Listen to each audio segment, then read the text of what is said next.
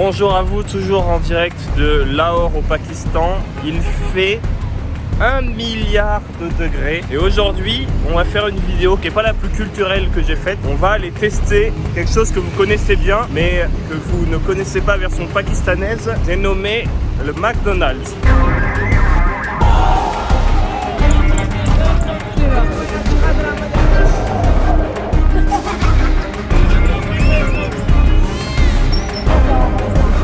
Qu'est-ce que je fous là? You do like Coca-Cola or not?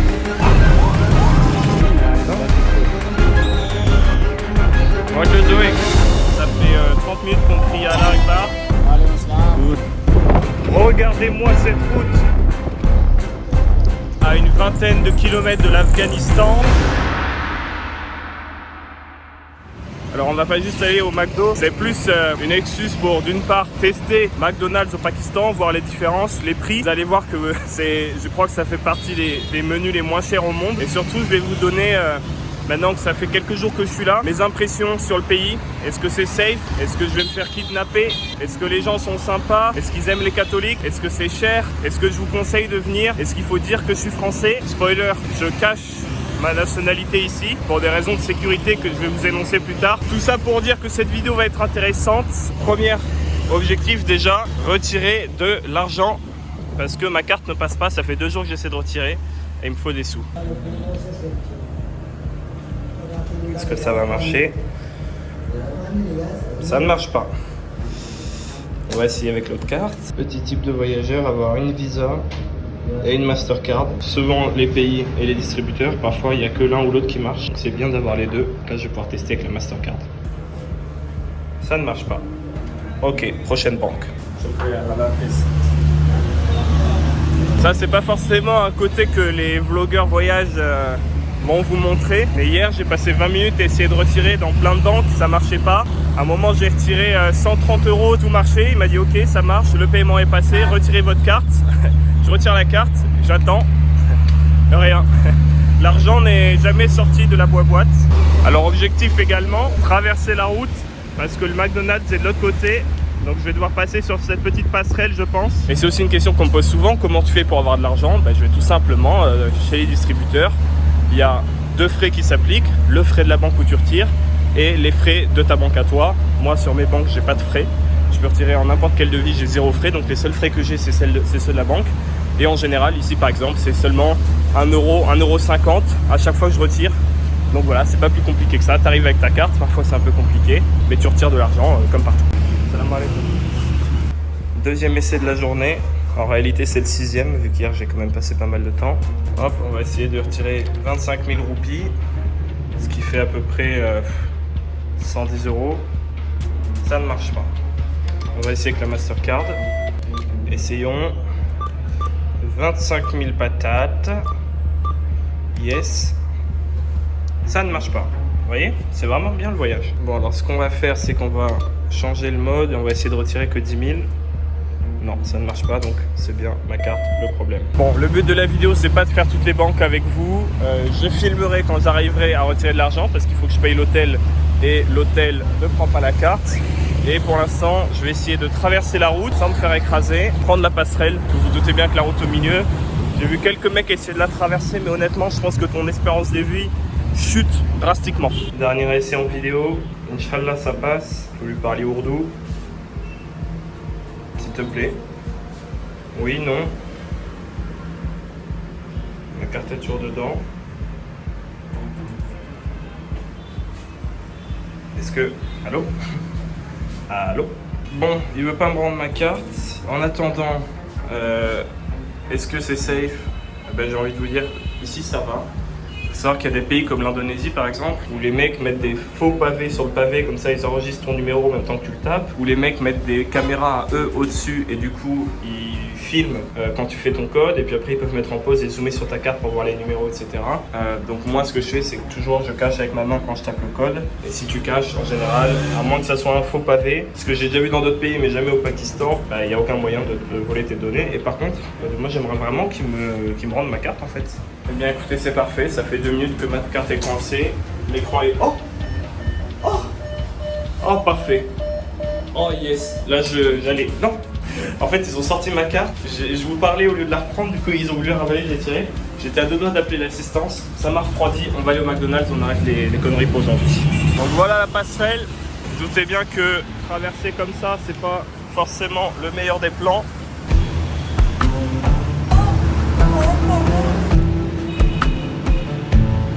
Il y a des pays qui sont très différents mais sur lesquels tu retrouves des points communs. Et partout où tu vas, en Thaïlande c'est pareil. Sur ce genre de passerelle, il y a toujours des sans-abri. Ils sont peut-être pas des sans-abri, mais j'imagine que c'est des sans-abri qui dorment ici en fait. C'est en hauteur, donc il y a de l'air qui est un peu en dehors de la pollution du sol. Ça c'est un point commun que tu retrouves un peu partout.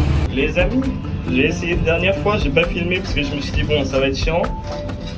Ça marche! Donc je retiens bien l'endroit et je reviendrai ici. Voilà une bonne chose de faite. Maintenant, faut pas perdre le porte-monnaie parce que j'ai 2 mois de salaire dans la poche, salaire pakistanais. Et on peut commencer la vidéo, le McDonald's à quelques mètres. Et surtout, je vais vous expliquer, est-ce que je vais me faire enlever? Est-ce que je vais me faire kidnapper? Est-ce qu'il faut venir en Pakistan? C'est ça le plus important. Mes lunettes, je fais tout le temps tomber mes lunettes. Les amis, nous voilà. Juste avant de commencer, petit point. Oh l'odeur. Oh, j'avais pas senti. Je sais pas pourquoi l'eau elle fait des bulles. Déjà ça, n'en déplaise à Hidalgo, ça va dans la mer, hein. Ça c'est pas traité ni rien, ça va dans la mer malheureusement. Ça fait vraiment des bulles. Je pense que si tu te baignes là-dedans, tu survis environ 20 minutes, tu sors de là, tu penses que ça va mieux et 3 jours plus tard tu es mort de la gangrène. Mais nous, on est là dans ce McDo Vintage. Voilà le McDonald's, voici à quoi ressemble un McDonald's au Pakistan. Alors, bon, c'est pas forcément ce que je voulais montrer. Allez savoir pourquoi ils ont mis des barbelés autour du McDo, aucune idée. Voilà à quoi ça ressemble, on va rentrer dedans, puis on va tester tout ça. Bon, je sais pas pourquoi, mais il y a un mec qui tient la barrière à l'entrée. Là, il y a un portique, alors vous allez voir, les portiques c'est marrant au Pakistan. Je vais essayer de vous filmer ça. Vous passez, ça bip, mais vous passez quand même. Bon alors comme vous le voyez, il y a un petit peu de monde, il y a beaucoup de femmes, donc ça va être un peu compliqué pour moi, je peux pas trop ne pas filmer les femmes, elles sont omniprésentes, je vais vous montrer ça, c'est assez marrant, il n'y a que des jeunes. Évidemment je suis le seul blanc, comme d'habitude, et ça je commence à être habitué, et je sais plus parler, et ne vous trompez pas, les gens que vous voyez là, c'est pas la classe moyenne pakistanaise. C'est des gens qui sont de la classe moyenne supérieure, qui ont plus de sous que la plupart des Pakistanais. C'est pas des gens qui vivent avec 50 € par mois, loin de là. Donc c'est parti. Déjà ce que vous pouvez voir, c'est que c'est en anglais, c'est pas écrit en ourdou. Alors qu'est-ce qu'ils ont? Alors, je suis désolé pour les personnes derrière moi, mais j'ai envie de regarder un petit peu quelles sont les différences, quels sont les menus. Alors pour que vous ayez un ordre d'idée, 1000 ça fait 4,50 €. Donc 500 ça fait 2,25 €, un truc comme ça, 2,30 € je crois. Pour l'instant, ça m'a l'air assez classique en fait. Je sais qu'en Asie par exemple, souvent il y a du riz, on peut prendre du riz dans les menus, chose qu'on ne trouve pas en France. Alors il y a ça, peut-être qu'on n'a pas, le mini macarabia. Je pense que je vais en prendre un pour tester. Je vais peut-être même prendre ça en menu plutôt que de manger quelque chose que je pourrais manger en France. Je vais prendre un milkshake à la vanille parce qu'on crève de chaud et on va regarder ce qu'ils ont de plus. Ça change pas, ils veulent toujours que tu rajoutes des choses. Est-ce qu'ils ont des trucs spéciaux ici? Pas vraiment. C'est assez classique comme vous pouvez le voir et ça va me faire la passerelle parfaite vers ce que je veux vous dire, à savoir vous parler de tout ce qu'on a comme cliché sur le Pakistan. Je vais valider ma commande en attendant. Clichés qui ne sont pas forcément vrais. Par exemple, le port du voile, si vous revenez un peu en arrière dans la vidéo, vous allez voir qu'il y a énormément de femmes qui ne portent pas le voile en fait. Alors oui, ici, dans ce McDonald's, c'est un peu biaisé parce que j'essaie de me concentrer en même temps. C'est un peu biaisé parce que pourquoi est-ce qu'elle m'enlève mon billet?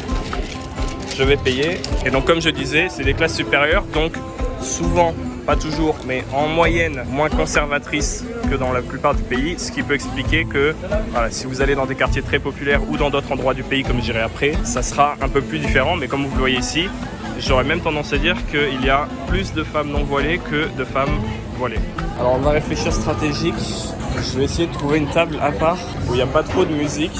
Ça va être compliqué, où il n'y a pas trop de monde derrière que j'ai pas envie de filmer. Je vais poser mes affaires, de toute façon ici, personne ne va me les piquer. On est au Pakistan, à part se faire enlever, il n'y a pas de criminalité. Donc c'est pas les petits délits comme les pickpockets que vous allez trouver ici, ça il n'y en a pas. Je peux laisser mon sac ici et aller attendre ma commande. Je viens de recevoir la notification, ce que j'ai commandé, un menu entier avec un milkshake, m'a coûté 3,70 €. Ça peut paraître très peu, ça veut dire que le menu est à quelque chose comme 3,20 €. Et ici, 3,70 €, c'est quand même beaucoup. Le salaire moyen, je crois, est à 100-120 euros, même si les gens qui sont là ne sont pas issus de famille qui touchent le salaire moyen. Et là, ce qui va être marrant, c'est qu'ils vont appeler mon numéro de commande, mais ils vont pas le faire en anglais à mon avis. Je sais pas pourquoi, ils regardent mes trucs de ma commande. C'est la seule qui sort pas. J'ai dû faire un truc qui marche pas. Tout le monde a sa commande et moi, il regarde mon ticket bizarre comme ça là. Allez, nourris-moi. Super.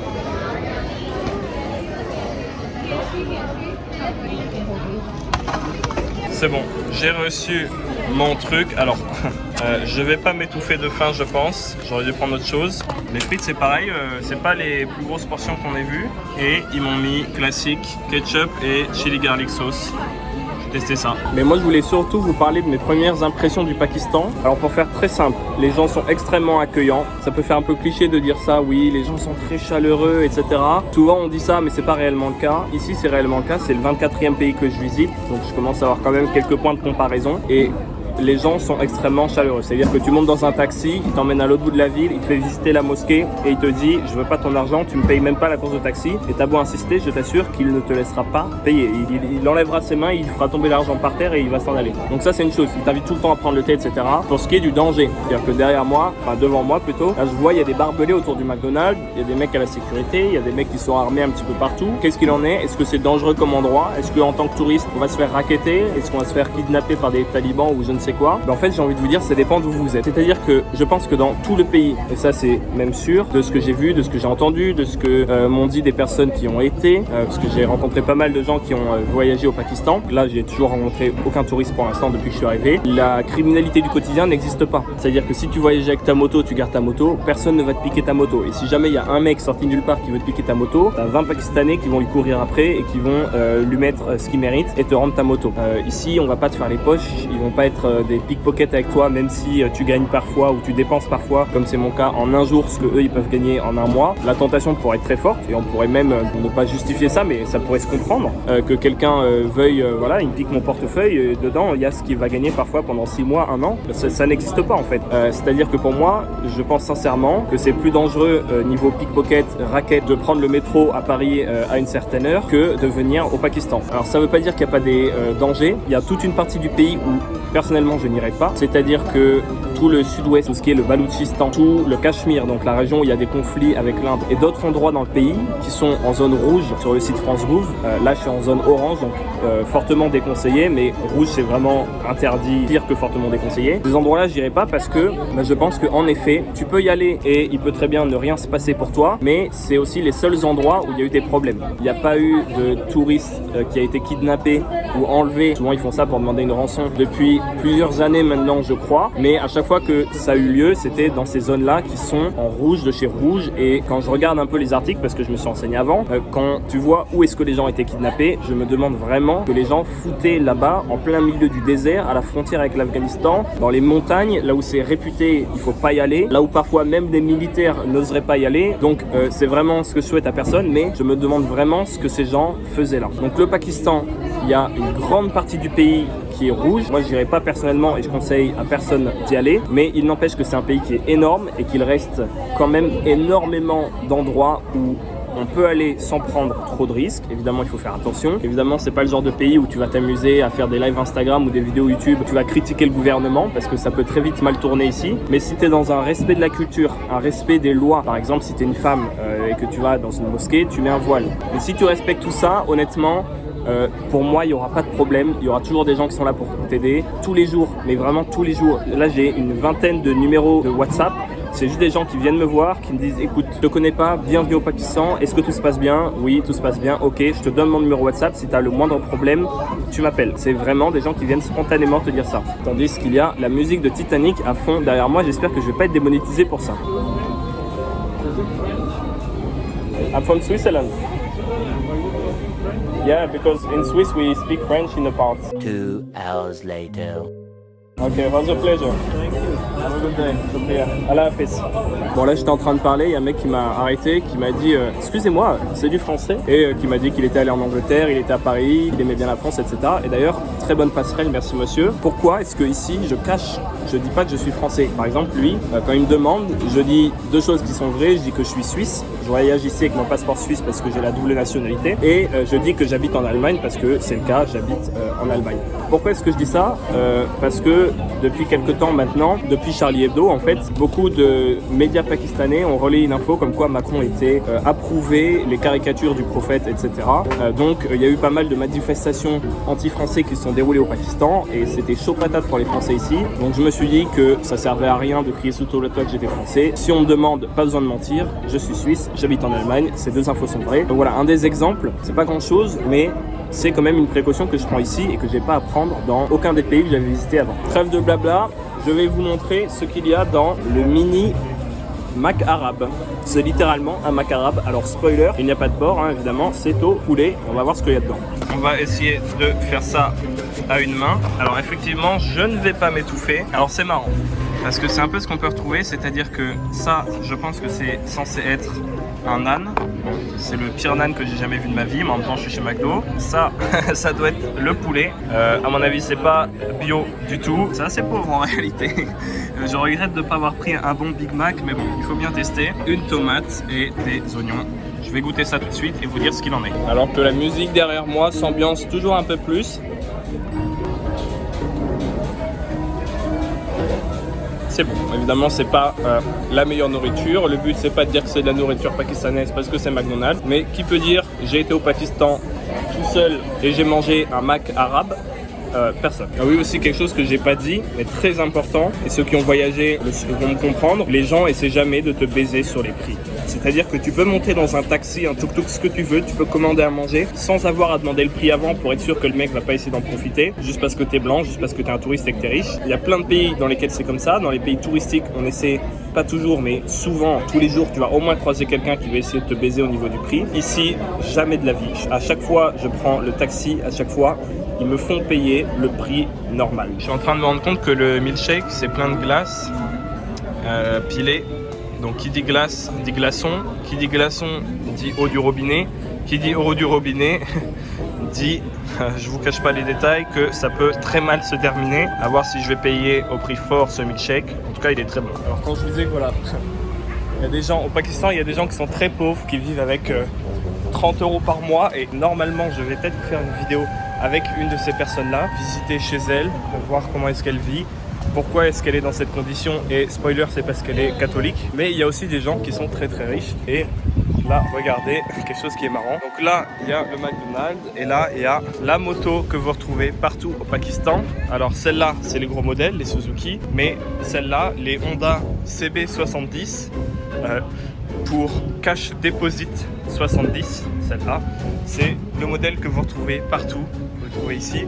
Et alors je me demande si les rouges c'est des vrais Honda ou si c'est pas aussi parfois. Alors voilà, ça c'est les Honda Cash Deposit 70 et ça c'est la version chinoise, c'est une copie conforme, la Cash Forever 70. Donc ça c'est une moto chinoise un peu moins chère et ça c'est la vraie version et ils ont tous la même. Puis évidemment il y en a certains qui les décorent. Regardez-moi cette moto. Je pense que ça doit être un film, quelque chose comme ça. Urulus Osman, saison 3, c'est même une série. Franchement, si c'est pas de la moto Mad Max. Salam alaikum. Louis d'abord. Acha. Qu'est-ce que c'est que ça? Il fait flipper lui. Ça c'est le truc du McDo ça? J'emmène pas mes gossettes dedans. J'espère que cette vidéo vous aura plu. Cliquez sur la vidéo qui apparaît à l'écran parce que c'est la suite de celle que vous venez de voir. C'est pas parmi les vidéos dont je suis le plus fier, celle que je viens de faire. C'est pas la plus longue, c'est pas la plus intéressante. Donc clique sur celle qui apparaît à l'écran et là tu verras